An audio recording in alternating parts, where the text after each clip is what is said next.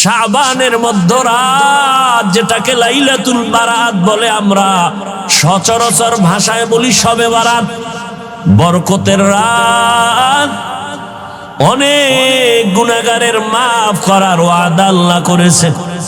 খবরদার, শবে বরাত যারা নাই বলবে, লাইলাতুন নিসফি মিন শাবান নাই যারা বলবে, তারা বাতিল, তাদের ধোকায় পড়বা না।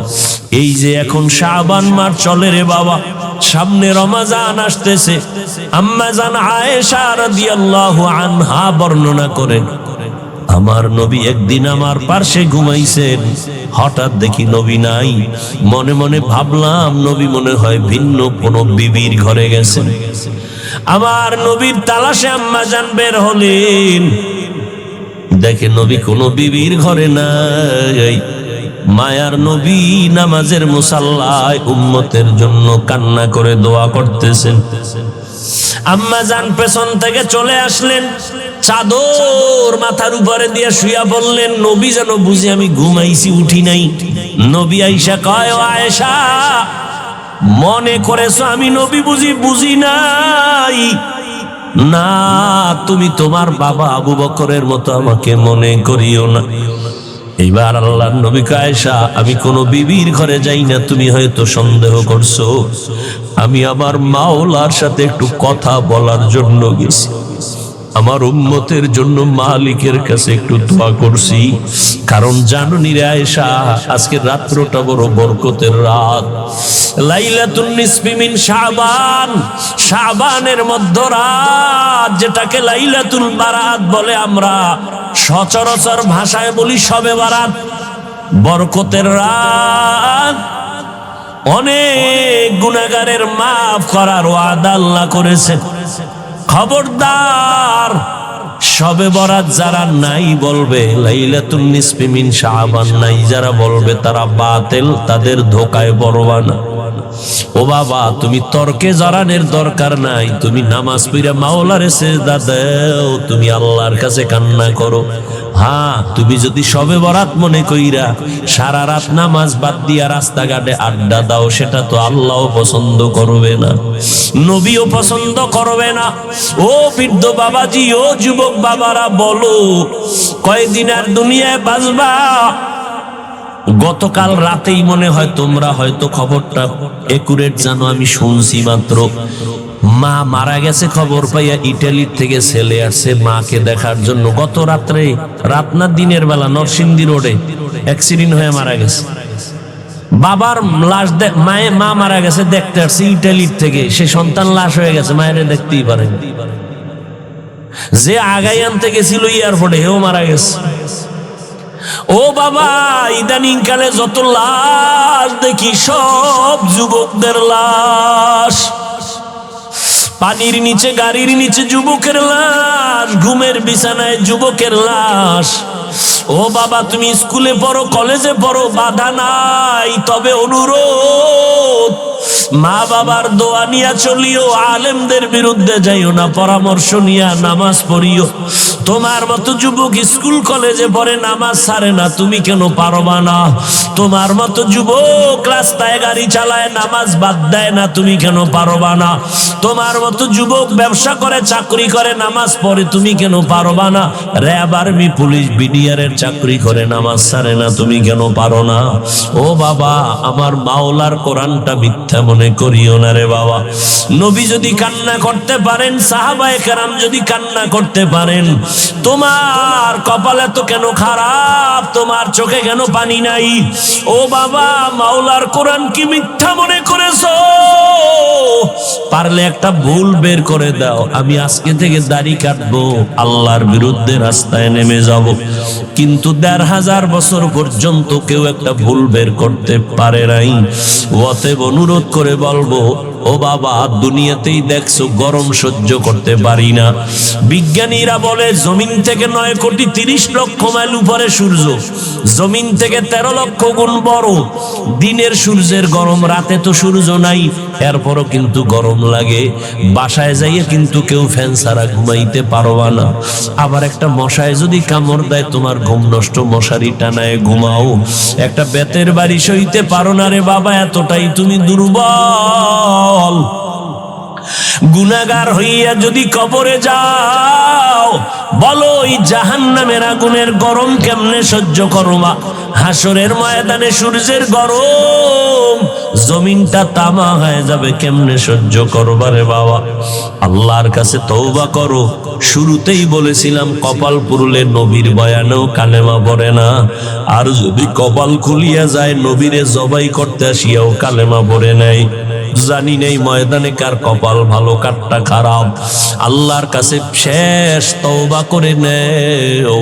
জীবনে তো কম গুনাহ করো নাই, কত নামাজ ছাড়লা, কত বেপরদায় চললা, কত আড্ডা দিলা, জীবনটা গুনায় গুনায় কাটায় দিলা।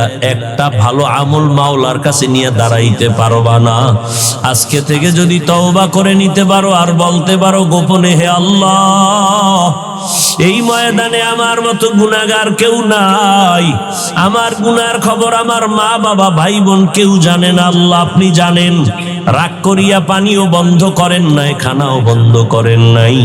আজকে থেকে তওবার নিয়ত করলাম, আর নামাজ ছাড়বো না, বেপরদায় চলবো না, দাড়ি কাটবো না, মা বাবার সাথে বেয়াদবি করবো না, ওলামায়ে কেরামের পরামর্শ নিয়া নবীর তরিকা মানিয়া জীবনভর চলবো। হায়াতের মালিক আমার আল্লাহ, ইজ্জতের মালিক আল্লাহ, রিজিকের মালিক আল্লাহ। অন্তরে যদি মুনাফিকি দুর্বলতা না থাকে, খাঁটি তওবার নিয়ত যদি অন্তরে থাকে রে বাবা, আজকে থেকে নবীর তরিকা মানিয়া ওলামায়ে কেরামের পরামর্শ নিয়ে চলবা। গীবত করবা না, গালাগালি করবা না, নামাজ ঠিক মতো পড়বা, মা বাবার দোয়া নিবা, বেয়াদবি করবা না। তওবা করার মতো যদি নিয়ত হয়, দুটো হাত আমার আল্লাহকে দেখাইয়া দাও। আয় আল্লাহ, হাতগুলো কবুল করে নেন, তওবা কবুল করে নেন, তওবার উপরে মজবুত হইয়া চলার তৌফিক দান করেন, আমিন। ওয়ামা আরসালনাকা ইল্লা রাহমাতাল লিল আলামিন। আল্লাহ কি বললেন? হে রাসূল করিম সাল্লাল্লাহু আলাইহি ওয়াসাল্লাম, আমি আপনাকে পৃথিবীতে প্রেরণ করি নাই। এ কথা বলার পরে আবার আল্লাহ বলেন, হ্যাঁ করেছি, জগৎ সমূহের রহমত হিসেবে। আচ্ছা, নাই করি নাই আবার করেছি, এমন ঘুরাইয়া বললেন কেন? ডাইরেক্ট বললেও তো হইতো যে আমি আপনাকে রহমত হিসাবে দুনিয়াতে পাঠাইছি। প্রথম বললেন নীতিবাচক, আপনাকে আমি প্রেরণ করি নাই। দ্বিতীয়বার বললেন হ্যাঁ করেছি। এর কারণ কি? ফেলুল হাকিম লা ইয়াখলু আনিল হিকমাহ। হাকিমের কোনো কাজ হিকমত থেকে খালি না। জ্ঞানীদের জ্ঞান, কোনো কাজ কথা জ্ঞান থেকে শূন্য না। দুনিয়ার সব মানুষকে আল্লাহ বুঝাইলেন যে আমার নবীকে পাঠাই নাই, হ্যাঁ পাঠাইছি রহমত হিসাবে, অর্থাৎ নবীর পুরাটাই রহমত, নবীর জিন্দেগি পুরাটা রহমত, রহমতের বাইরে কিচ্ছু নাই। মনে হয় নবী রহমতের চাদরে আবৃত। এরপরে বললেন রাহমাতুল লিল আলামিন। এখানে তরজমা অনেকে করে উভয় জগতের জন্য রহমত, আমি তরজমা করেছি জগৎ সমূহের জন্য রহমত। উভয় জগৎ মানে দুনিয়ার জগৎ, পরকাল জগৎ। আসলে জগৎ তো আরো আছে। রুহের এক জগৎ আলাদা, মায়ের গর্ভের এক জগৎ আলাদা, দুনিয়ার জগৎ এক আলাদা, আলমে বরজখ কবর জগৎ এক আলাদা, হাসরের ময়দানের এক জগৎ আলাদা, জান্নাত ও জাহান্নামের এক জগৎ আলাদা। এই জন্য উভয় জগৎ না, জগৎ সমূহের জন্য রহমত। ইমামুল আউয়ালিন আল আখিরিন বহর সদকা রাহমাতাল লিল আলামিন। আল্লাহ বলেন, হে পয়গম্বর, পুরা জগৎ সমূহের জন্য আমি আপনাকে বানাইলাম রহমত, আর আমি আল্লাহ হলাম পুরা জগৎ সমূহের জন্য রব। আপনি হলেন রহমাতুল লিল আলামিন, আমি হলাম রব্বুল আলামিন। টোটাল জগৎ সমূহের জন্য আমি আল্লাহ হলাম রব, আপনাকে বানায় দিলাম রহমত।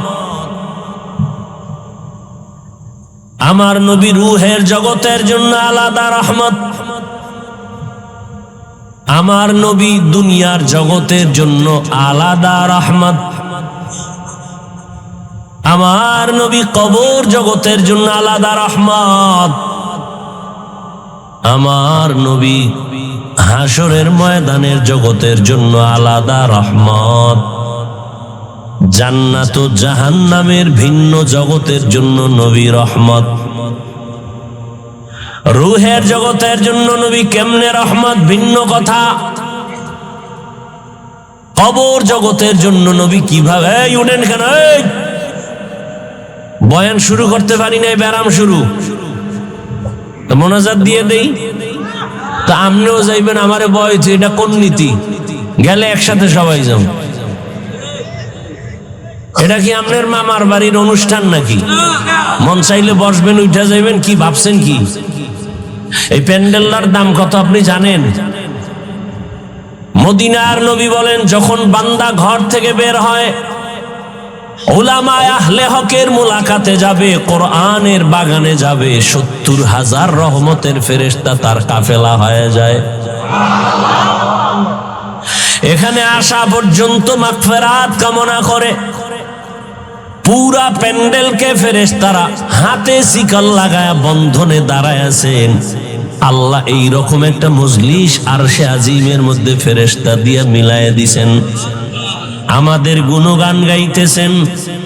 আর আল্লাহ বলতেছেন, ও ফেরেশতা, এই ময়দানের মানুষদের সুসংবাদ দেও, আমি আল্লাহ এদের জীবনের সব গুনাহগুলো মাফ করে দিলাম। আতিনা ফি দারে দুনিয়া না হাসান, আতিনা ফি দারে উকবা না হাসান, ইয়া গিয়াসাল মুস্তাগীসিন ইহদিনা লাফতিখারা বিল উলুমি ওয়াল গিনা। এখানে বসার সাথে সাথে সব গুনাহ মাফ। সুবহানাল্লাহ। না একবার সুবহানাল্লাহ বলবেন, জান্নাতে একটা বিশাল বড় গাছ হয়ে যাবে।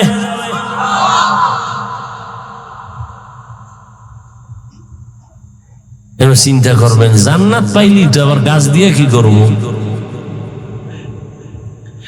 এত বিশাল একটা গাছ, দ্রুত গতির যদি একটা উট বা ঘোড়া ১০০ বছর পর্যন্ত দৌড়ায়, গাছের ছায়া শেষ করতে পারবে না। ও মিয়া, দুনিয়াতে মাস্তানি বেশি, আখিরাতে যার নেক আমল বেশি, তার বাহাদুরি বেশি।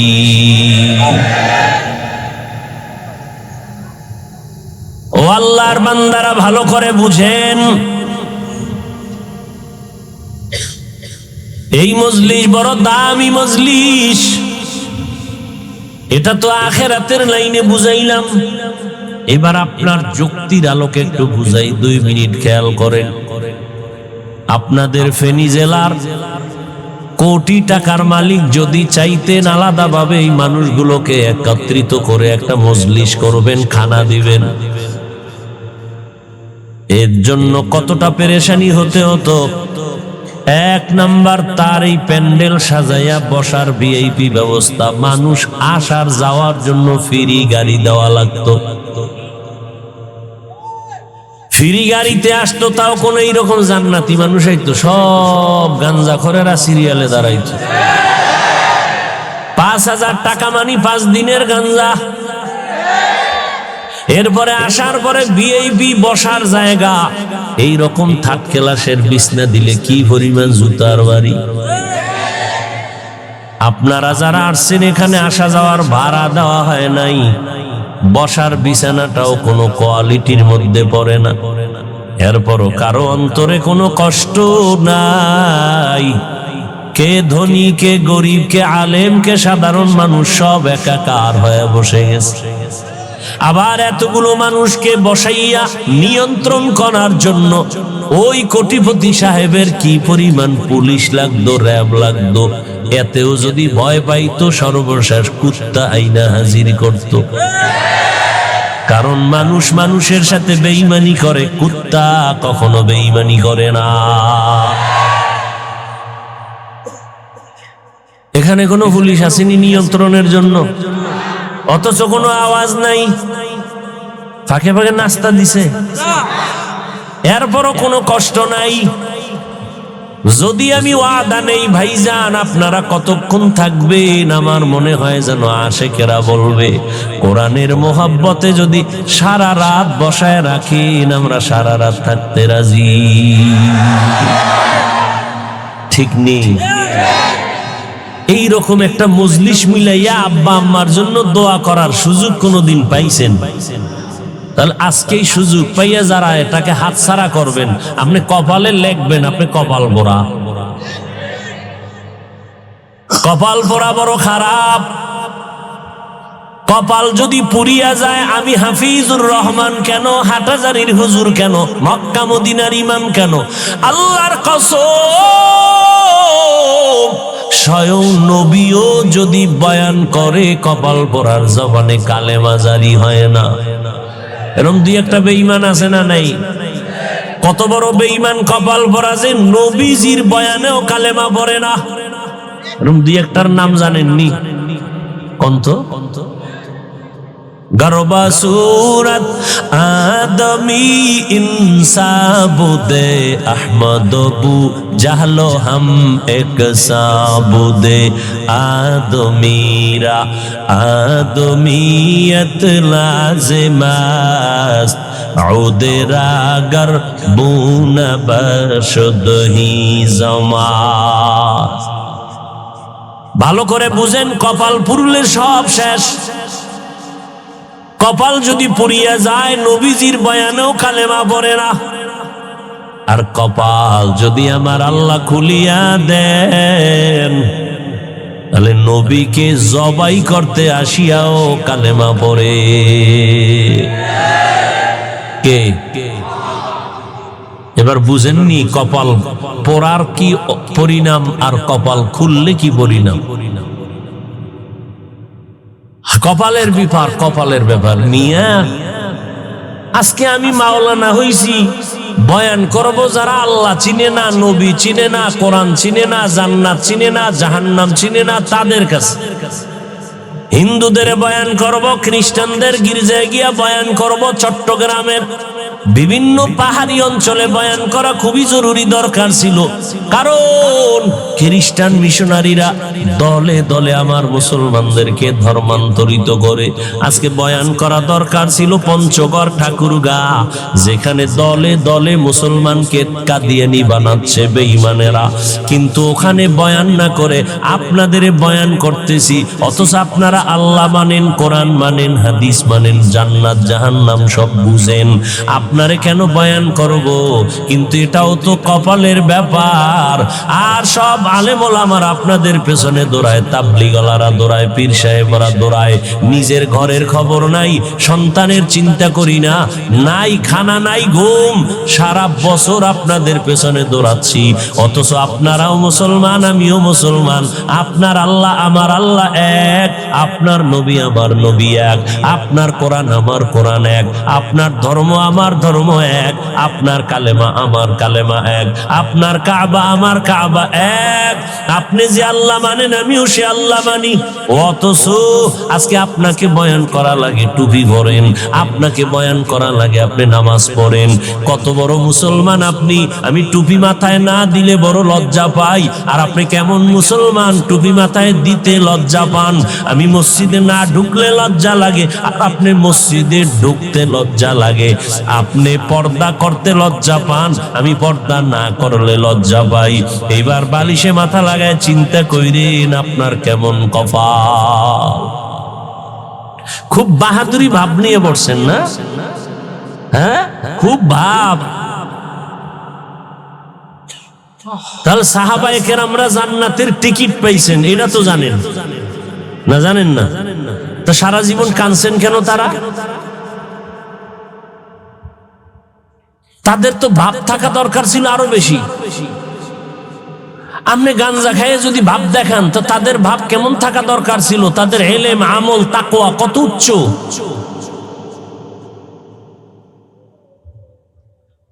আল্লাহ কুত্তা শুয়ারের আকল দেয় নাই, ভালো মন্দ যাচাই করার মানুষকে দিছে। একটু চিন্তা করেন, ভালো করে একটু বুঝেন। আমার আল্লাহ পাক আপনাকে কি না দিছেন, বিনিময়ে আপনি কি আল্লাহকে দিছেন? আল্লাহ তো বলে না তোর টাকা পয়সা বাড়ি গাড়ি সব আমারে দিয়ে দে। আল্লাহ বলে নাই তোর ব্যবসা বন্ধ করে খালি জিকির কর। আল্লাহ তো বলেন নাই তুই রাতের বেলা ঘুম নষ্ট করে যায় নামাজে দাঁড়া। আমার আল্লাহ আপনার ব্যবসাও বন্ধ করেন নাই, চাকরিও বন্ধ করতে বলেন নাই। আপনি ব্যবসা করেন, চাকরি করেন, লেখাপড়া করেন, ডাক্তারি পড়েন, ইঞ্জিনিয়ারিং পড়েন, ইসলাম বাধা দেয় না। বরং পুরা 24টা ঘন্টা দিয়া দিন রাত প্যাকেট বানায় দিলেন। আল্লাহ কয় বান্দা 22 ঘন্টা সময় শুধু তোর কাজে ব্যয় কর। যা তোর কাজে ব্যয় কর, তোরে আমি বেশি ভালো আদর করি তো, যা তোরে আমি চাপ দিলাম না। 22 ঘন্টা তোর কামে লাগা, 2 ঘন্টা টাইম শুধু তোর কল্যাণে আমার পথে দিবি। তাও একসাথে দিতে পারবি না, তোর সময় নাই, ভাগ ভাগ করে দিস।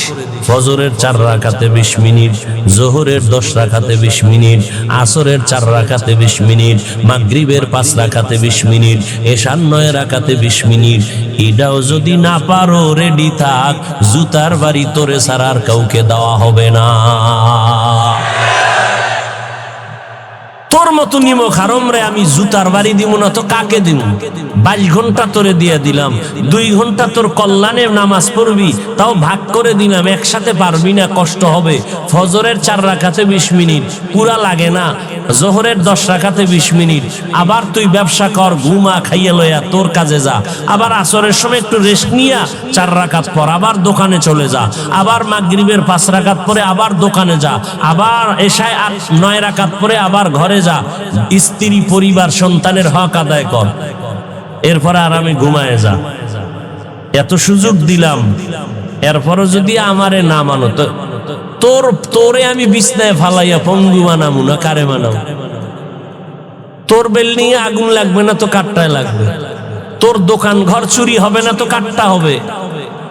তোর মাইয়া ফলার পাও ভাঙবে না তো কাঠটা ভাঙবে। তুই তো কুত্তার থেকেও খারাপ, শুকর থেকেও খারাপ। কুত্তা তো মালিকের থেকে কিছু পায় না, এরপরও মালিকের জীবন দিয়ে দেয়। আর তুই তো আমি মালিকের থেকে সব পাইলি, আল্লাহকে একটা ডাকও দিলি না। তুই কত বড় নিমক হারাম।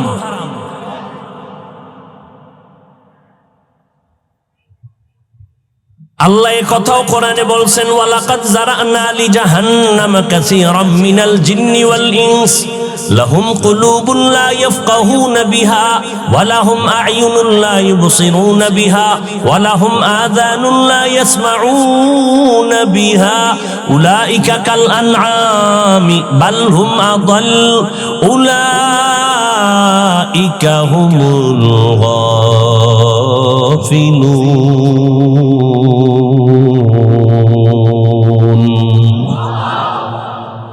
অধিকাংশ জিনার মানুষ জাহান্নামে যাবে।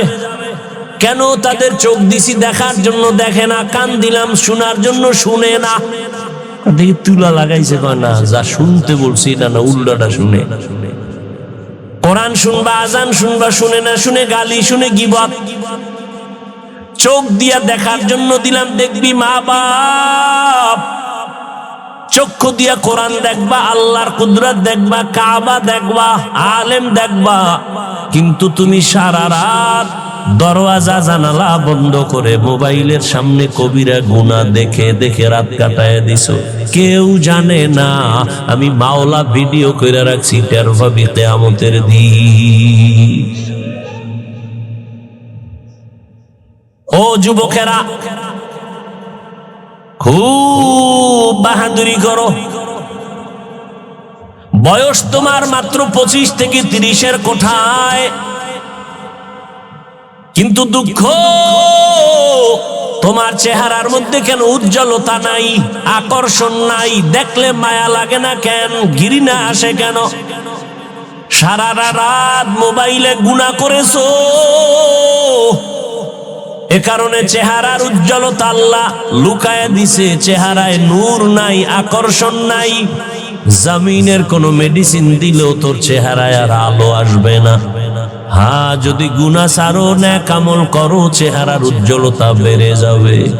ও যুবক বাবা, আল্লাহ তোমাকে এত মোহাব্বত করে বানাইছেন, তোমার একার দ্বারা সম্ভব গোটা দুনিয়াটাকে নিয়ন্ত্রণ করা, সেই পাওয়ার আল্লাহ তোমার মধ্যে রেখেছেন।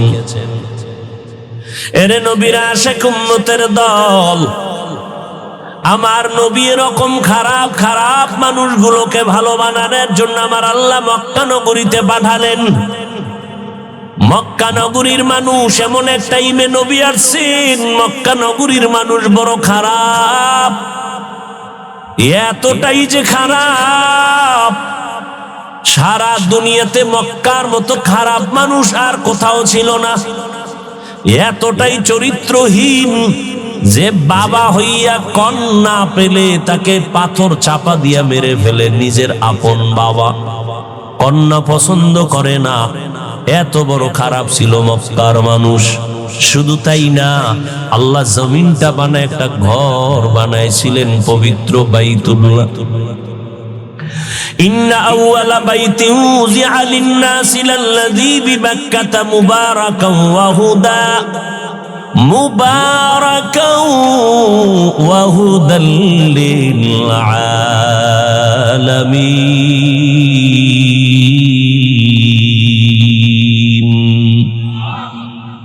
রাগ করতেছেন? কষ্ট হইতেছে? আর একটু সামনে আগাবো? উঠা বসা করলেই দেখবেন মোনাজাত শুরু হয়ে গেছে, আর চিল্লাইলেও আর হাত নিচে নামবে না। আর আপনাদের ধৈর্যচ্যুত করব না, কষ্ট তো আমার হয়। পৃথিবীতে কথা বলার মতো কষ্টের কোনো কাজ আর একটাও নেই। সব থেকে কষ্ট কথা বলা।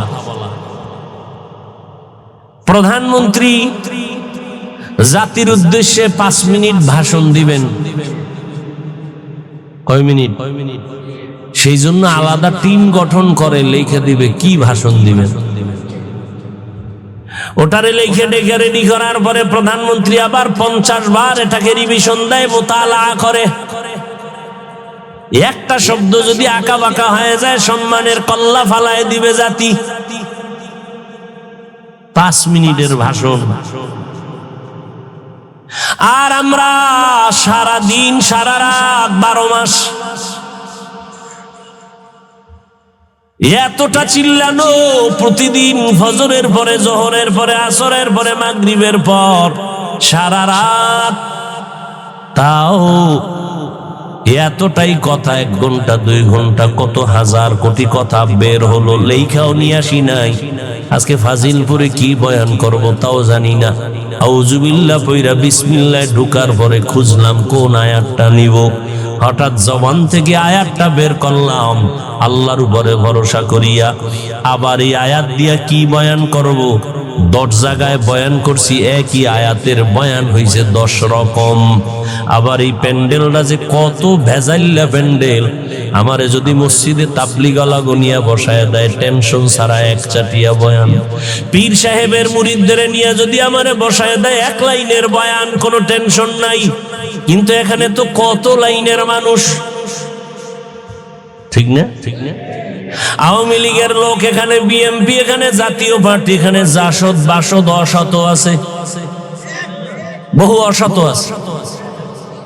যারা আমারে কাফের ছাড়া গালি দেয় না, এরাও সিফায় দাঁড়ায় দাঁড়ায় শুনে আমি কি কই, আছে না নাই?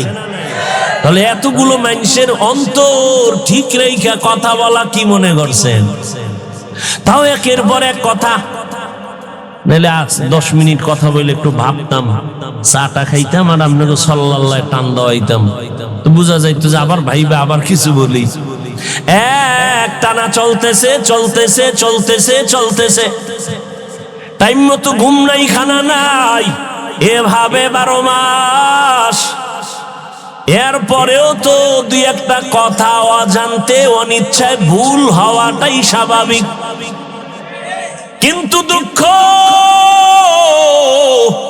যেই কুলাঙ্গারের বাচ্চাগুলোই দুই একটা ভুল নিয়ে আলেমদের প্রশ্নবিদ্ধ করে সম্মান নষ্ট করে সমালোচনা করায়, এদের মতো কুলাঙ্গার, এদের মতো বদমাশ, এদের মতো চরিত্রহীন বেয়াদব এ জমিনে আর কেউ নাই।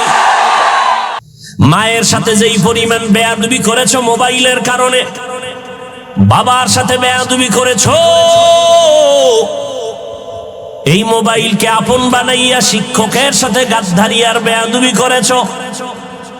আমার আল্লাহ তোরে ধরে নাই, কিন্তু রেডি থাক, তওবা যদি না করো মরার আগে বিছানায় পড়ে কাঁদবি, চোখের পানি মোছার কাউকে পাবি না। কারণ দুইটা অপরাধ আছে দুনিয়াতে করলেই শাস্তি হবে মরার আগে। নবীজি বলে গেছেন দুইটা অপরাধ। قال النبي صلى الله عليه وآله وسلم اثنان يعجلهما الله في الدنيا البغي وعقوق الوالدين। পয়গম্বর বলেন দুটো অপরাধ জমিনে যদি করো শাস্তি হবে মরার আগে দুনিয়ায়। এক নম্বর অপরাধের নাম জুলুম, দ্বিতীয় অপরাধের নাম হলো মা বাবার সাথে বেয়াদবি। জুলুম আবার 3 প্রকার, আল্লাহর সাথে জুলুম, নিজের সাথে জুলুম, অন্যান্য মাখলুকতের সাথে জুলুম করলেই শাস্তি মরার আগে। আল্লাহর এক বান্দি, নারী না পুরুষ, জীবন ভর নেক আমল করেছেন। ও পর্দার আড়ালের আম্মা জান, এতক্ষণ আপনাদের সন্তানদের যত বয়ান শুনাইলাম, এগুলি যদি কাজে লাগাইতে চান আম্মা জান, আপনার চোখের পানি লাগবে, দোয়া লাগবে, চেষ্টা লাগবে, না হয় হবে না। আপনাদের অবদানের কারণেই দুনিয়ায় সব সন্তান ভালো হয়েছে রে মা। দুনিয়ার লাইনে হোক আর আখিরাতের লাইনে হোক, যত ভালো সন্তান আছে সব হলো মায়ের অবদানের কারণে। এজন্যই তো ইমাম গজালি রাহমাতুল্লাহ আলাইহি বলেছেন, প্রত্যেকটা সন্তানের জন্য প্রাথমিক শিক্ষিকা হলো তার মা। এরে আম্মা জানেরা, ওই আল্লাহর বান্দি জীবন ভর নেক আমল করার পরে জীবনের শেষ বেলা একটা সামান্য অপরাধ করেছে, ঘরের মধ্যে একটা বিড়াল ঢুকে পড়েছে। আল্লাহর বান্দি বিড়ালটাকে খাঁচার মধ্যে আটকাইছে, নিজেও খানা দেয় নাই, বাহিরে গিয়া খাবে সেই সুযোগও দেয় নাই। বিড়ালটা খাঁচায় থেকে ধুকে ধুকে না খেয়ে মরে গেল। নবীজি সাহাবীদেরকে শুনাইতেছেন গাইবি আওয়াজ, ও আল্লাহর বান্দি, জীবন ভর তুমি যত নেক আমল করেছো, এই জুলুমের কারণে সব আমলগুলো বরবাদ হয়ে গেছে। একটা বিড়ালের সাথে জুলুম করার কারণে জীবনের সব আমল বরবাদ। আর যারা সন্তানের সাথে করেন, মায়ের সাথে করবে, বাবার সাথে করবে, শিক্ষকের সাথে করবে, তাদের পরিণাম ফলটা মরার আগে কত ভয়ানক হবে। রাস্তাঘাটে শীতের দিনে চলি, মাঝে মাঝে কিছু পাগল আমরা রাস্তায় দেখতে পাই, যারা ইংলিশে কথা কয়, আরবিতে কথা বলে। পাগল পাগল হয়ে কি আবার আলাদা ইংরেজি শিখে নাকি? খুঁজে খুঁজে বের করলাম এরা ইংরেজি পাইল কই, আরবি পেল কই, এরা পাগল। হঠাৎ করে জবাব অন্তরে আসলো যে না, এরা তো পাগল হইয়া ইংরেজি শিখে নাই, আরবি শিখে নাই, বরং এরা স্কুল কলেজ বা মাদ্রাসার ভালো ছাত্র ছিল, বেয়াদবি করার কারণে মাওলায় তাদের পাগল বানায় দিছে। ও যুবকেরা, তোদের মতো কিছু যুবক আছে না ল্যাংটা পাগল, নতুন হইছে, নতুন মোবাইল দিয়ে, কিন্তু মোবাইল গেমস খেলছে না, খেলতে খেলতে পাগল হয়ে গেছে। জানো নি তোরা? আমি তো ফেসবুক চালাই না, তোরা সাক্ষী দে, এরকম পাগল হইছে নি? মা কথা ক, গেমস খেলে খেলে পাগল হইছে নি? হইছে, তুইও পাগল হবি, কারণ তুইও তোর ভাই ওই লাইনই আছো। তবে ডেট দে, তারিখ দে, কবে হবি। হাসিস না, আমি হাসির কথা বলি নাই, এটা কান্নার প্যান্ডেল, হাসির প্যান্ডেল না। আমি যা বলছি তাতে কান্না দরকার। হাসো কেন? তোর লজ্জা নাই এজন্য হাসো। লজ্জা থাকলে কান্তি যে আমি এত খারাপ। আসলেই তো চরিত্র আমার নষ্ট মোবাইলের কারণে। আল্লাহ ছাড়া কেউ দেখে না, কিন্তু মা বাপ জানে তুই গুনাহ করো দরজা আটকাইয়া। মা বাবার অন্তরে বাড়ি মারছে, তুই গুনাহ করতেছ। এই জন্য তোর মা বাপ তোকে অন্তর দিয়ে ভালো জানে না। তুই এখন মরে গেলে সবাই খুশি। তোর চরিত্র এত খারাপ যে তুই মরে গেলে খুশি, কাউকে বলবে না খুশি, কিন্তু অন্তর খুশি হয়ে যাবে, কারণ তোর চরিত্রের কারণে মা বাপ অনেক জায়গায় লজ্জা পায়।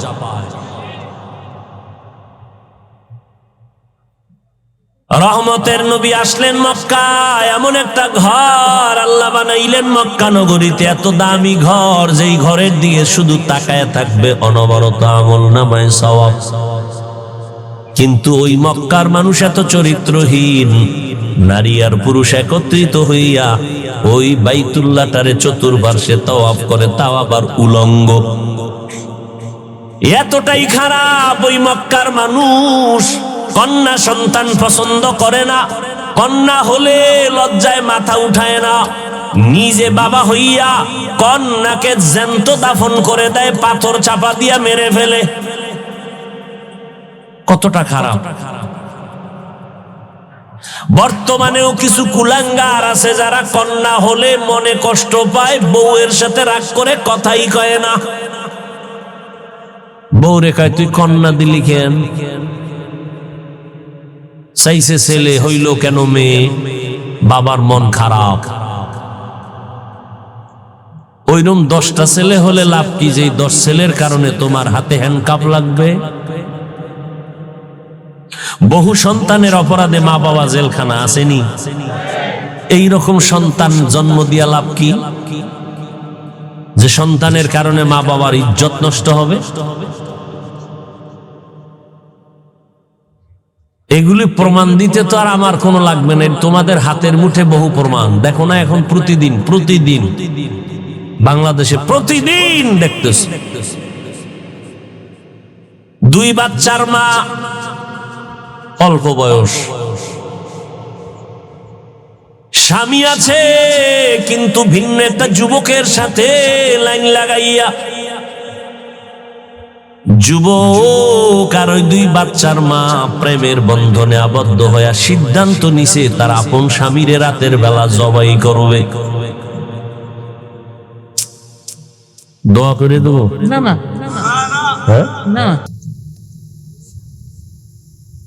শেরের উপরে শোয়া শের হইলে ওখানে মজা নেই।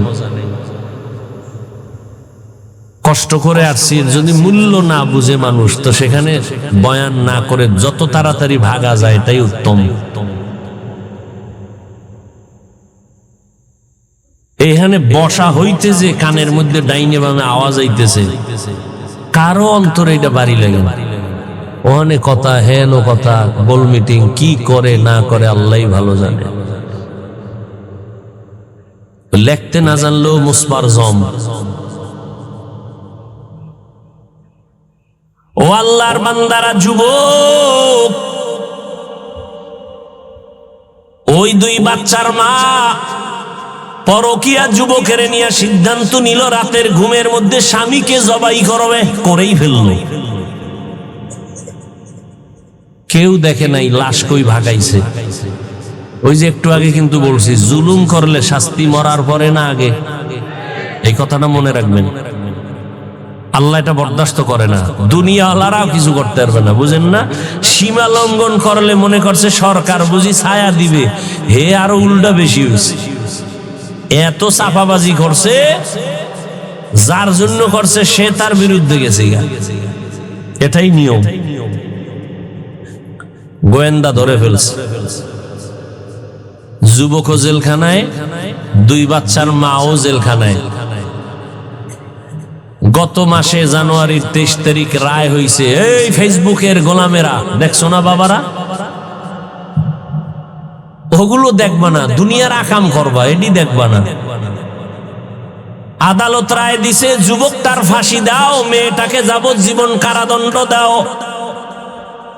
আদালত থেকে ওই যুবক আর মেয়েটাকে ধরে পুলিশেরা যখন নিয়ে যায়, দুই বাচ্চা পেছনে পেছনে, ছোট বাচ্চা আম্মু আম্মু বলে কান্না করে। মহিলাটাও চিল্লাইতেছে, মহিলাও চিল্লাইতেছে। বাচ্চা দুইটা এতিম হয়ে গেল।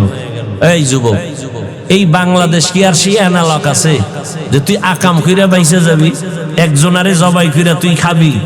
তোর কপালে নাই, কোনদিন সম্ভব না। সেই দুনিয়া আর নাই, ও দুনিয়াই নাই, সেই দুনিয়া আর নাই। সাত জমিনের নিচে অন্যায় করবি, ধরে ফেলবে, সেই যন্ত্র পৃথিবীতে এখন আবিষ্কার হয়েছে। একটা অপরাধীর পার পাওয়ার কোন রাস্তা নেই। একজনারে জবাই করে নিজে খাবি না তো কি হইলো? এখন ওই যুবকর ফাঁসি হয়ে যাইব, রায় হয়ে গেছে। যুবতী মেয়েটা আজীবনের জন্য কারাদণ্ড। বাচ্চা দুইটা এখন কাঁদতেছে মা মা কইয়া, স্বামীরে তো মাইরেই ফেলাইছে। কি হইলো? এই ভাইকে ভাই মাইরা মনে করে সব একা খাবে, পারে না তো, জেলখানা শেষ। শেষ পর্যন্ত বাড়িঘর সরকার নিলাম দিয়ে দেয়, শেষ। এই চিন্তাটা যদি আমার দেশের সব মানুষ করত, একটা মানুষের গায়ে মানুষ হাত দিত না। কেমন এক গজব দেশ শুরু হইল যে প্রতিনিয়ত প্রতিদিন এমন কোন দিন নাই যে খুন খারাপি হয় না। ঘরে ঘরে জবাই চলতেছে। স্ত্রী স্বামীকে মারে, স্বামী স্ত্রীকে জবাই দেয়, বাচ্চাকে জবাই দেয়। দেখেন না, খতনা করতে যায় মেরে লেছে। হ্যাঁ, আমরা গেরামিয়া খেতে বইয়া জীবন কাটাই আইলাম, হ্যাঁ মুসলমানি করাইলাম। গ্রামের মানুষ মুসলমানি করাইছে, বাঁশ কাইটা কইটা আগুন টাগুন জ্বালাইয়া, এতে একটা মানুষ মরলো না। আর অত্যাধুনিক মেশিন বাইরইয়া খতনা করতে যায় বাচ্চা, সেদিন একটা মারলো, কাল না 2 দিন আগে আর একটা মারলো। এই হলো আমগো জমিন, এই হলো আমগো কপাল। এই গ্রামে মুসলমানি করাইতো না কি? 3 জনে আলগি দিয়া ধইরা, এরপরে বাঁশ দিয়ে এরপরে ছুরি দাও, চোখ বন্ধ করে এরপর একটা চিৎকার দিছে, বাস মুসলমান হয়ে গেছে। এক চিৎকারে মুসলমান, একটা মানুষ মরলো না, 1-1.5 সপ্তাহে সুস্থ। আর এখন আধুনিকতা বাড়ছে, মানুষ মরণও বাড়ছে। এটা কল্পনা করা যায়। বেশি কিছু বললে আবার বাতাস অন্য দিকে ঘুরবে। কারণ যারে দিয়ে ভূত ছাড়ামু, এরে যদি ভূতে পায় তো উপায় কি?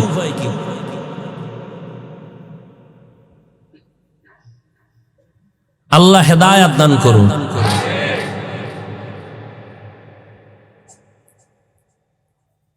রহমতের নবী মক্কা নগরীতে আসলেন। চরিত্রহীন মানুষ এত খারাপ যে কন্যা পছন্দ করে না। বলতেছিলাম এখন ওই জমিনে কিছু কুলাঙ্গার আছে, কন্যা পছন্দ করে না।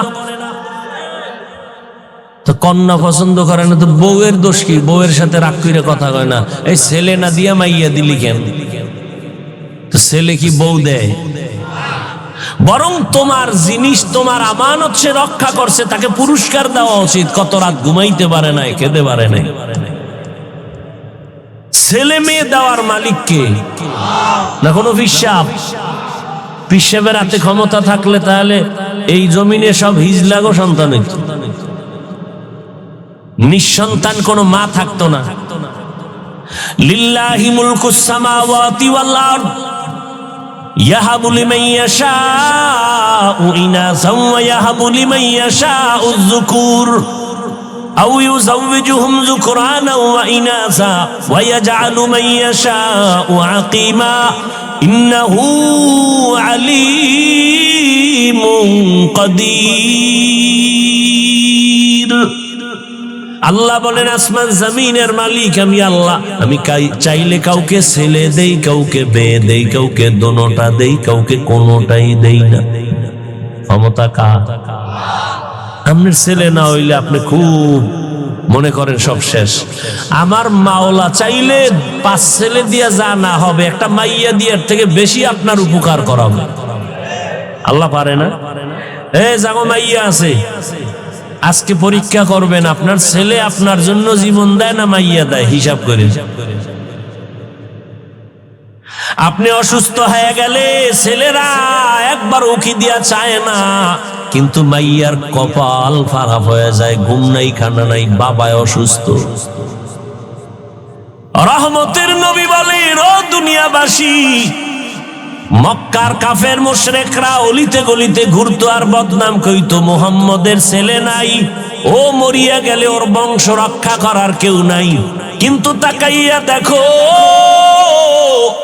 ১৫০০ বছর হয়ে গেল, ওই কুলাঙ্গারদের নাম কেউ জানে না, হাদিসে থাকার কারণে আলেমরা জানে, কিন্তু নবীর ছেলে নাই। তারপরও তাকায় দেখো, এই পরিমাণ রুহানি সন্তান আল্লাহ দান করেছেন। এখনো ১৫০০ বছর পরেও আমার নবীর ইজ্জতের জন্য কোটি কোটি আল্লাহর গোলাম নবীর আশিক তৈয়ার হয়ে আছে, জীবন দিতে প্রস্তুত হয়ে আছে নবীর হাজারো কোটি সন্তান। নবী বলেন, আমি এত বড় দামি নবী, আমার একটা ছেলে নাই, আমি 4 কন্যার বাবা। ও কন্যার বাবারা, একটা কন্যা যদি পাও শুকর আদায় করিও, তুমি একটা জান্নাত পেয়েছ। 2 কন্যা যদি পাও, 2টা জান্নাতের মালিক পেয়েছো। 3টা কন্যা পেয়েছো, তুমি 3 জান্নাতের মালিক। ও আল্লাহর বান্দারা, নারীদের ইজ্জত আল্লাহ বাড়াইছেন। ও পর্দার আড়ালের আম্মা জান, মায়ার নবী মক্কার চরিত্রহীন মানুষগুলোকে এতটাই দামি বানায় ফেললেন মাত্র 13 বছরের ব্যবধানে। এতটাই দামি, জিব্রাইল আমিন আসছেন আল্লাহর পক্ষ থেকে লিস্টি নিয়া। আল্লাহ কয়, নবীরে লিস্টি দিয়া দেও, লিস্টির মধ্যে যাদের নাম আছে নবী যেন ঘোষণা দিয়া দেয়, এই লিস্টির মানুষগুলো বিনা হিসাবে জান্নাতি। রহমতের নবী মাত্র 13 বছরের ব্যবধানে মক্কার খারাপ মানুষগুলো ভালো বানায় দিলেন। আশ্চর্য বিষয়, নবী একটা বেতের বাড়িও দেন নাই, নবী জীবনে মিথ্যা কথা বলেন নাই, একটা গালিও দেন নাই। হাজারো গালি নবীর কানে আসছে, নবীর সামনে দাঁড়ায় দাঁড়ায় বেঈমানরা গালি দিছে। নবী গালি দিবেন দূরের কথা, একটা গালির জবাবও দেন নাই। কেমন মায়ার নবী আমার, কোনদিন নবী আমার কারো দিকে চোখ গরম করিয়াও তাকান নাই। ও মায়ার নবীর আশিক, ও পর্দার আড়ালের মা বোনেরা, কয়দিন আর দুনিয়াতে বাঁচবেন? ও কলিজার যুবক, তোমার মতো যুবক তাকাইয়া দেখো, এই জমিনে আছি, স্কুলে পড়ে, কলেজে পড়ে, 5 বেলার নামাজ পড়ে, মা বাবার খেদমত করে, আছে না নাই? তুমি কেন পারবা না? আমার মাওলার কোরআনটা কি মিথ্যা মনে করেছো রে বাবা? আজকে আমি যদি তোমার মতো প্যান্ট শার্ট টাই লাগায় রাস্তায় ঘুরতাম, কেউ আমারে বাধা দিত না। টুপি মাথায় দেওয়ার কারণে মাথাটা গরম, তাও বুঝি, তারপরও টুপি ফালাই না কেন? দাড়ির কারণে যৌবনের ভাব চলে যায়, তাও জানার পরে দাড়ি কেন ফালাই না? লম্বা জামাটা পরার কারণে শরীরে একটু আটকা আটকা লাগে, তারপরও কেন ফালাই না রে বাবা? এরপরও দেখো, এই টুপি দাড়ির কারণে কত গালাগালি শুনলাম জীবনে। এর কারণে কত আমগো মুরব্বীরা ফাঁসির মঞ্চে চলে গেলেন শুধু ইসলাম মানার কারণে, নবীর আদর্শ মানার কারণে। এরপরেও কেন এই লাইনটা ছাড়ি না? শীতের মধ্যে ফজরের সময় ঠান্ডা পানি দিয়া অজু বানাইয়া নামাজ পড়তে কতই যে কষ্ট। এরপরেও বাবা এক বেলার নামাজ বাদ দেই না। কারণটা কি জানো? আমার মাওলার কোরআন সত্য, নবীর কথা সত্য রে বাবা। ওই কোরআনে গুনাহ নিয়ে কবরে গেলে আযাব হবে, গুনাহগারের জন্য জাহান্নাম, নেক আমলওয়ালার জন্য জান্নাত। সাহাবায়ে কেরামরা জান্নাতের টিকিট পাইয়াও কান্না কান্না কান্না। আবু বকর এত দামি ব্যক্তি, জান্নাতের টিকিট পাইয়া সারা রাত নামাজে দাঁড়ায় কাঁদতেছেন। এমনকি আপনার আমার নবীও রাত ভর রাত কান্না করে কাটাইছে।